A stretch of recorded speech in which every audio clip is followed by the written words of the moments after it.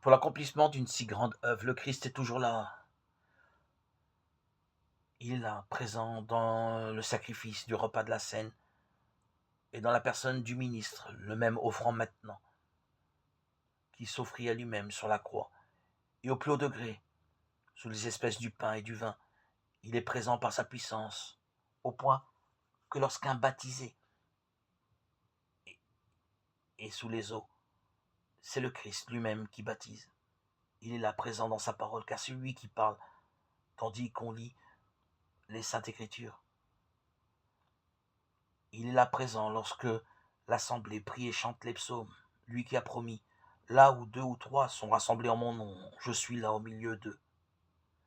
Matthieu 18, 20.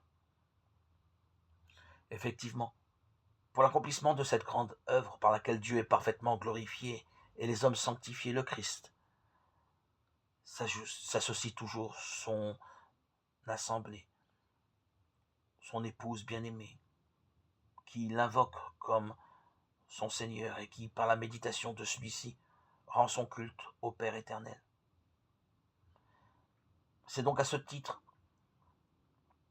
qu'est considéré comme l'exercice de la fonction sacerdotale de Jésus-Christ, exercice dans lequel la sanctification de l'homme est signifiée par des signes sensibles et réalisée d'une manière propre à chacun d'eux et dans lequel le culte public intégral est exercé par le corps mystique de Jésus-Christ, c'est-à-dire par le chef et par ses membres.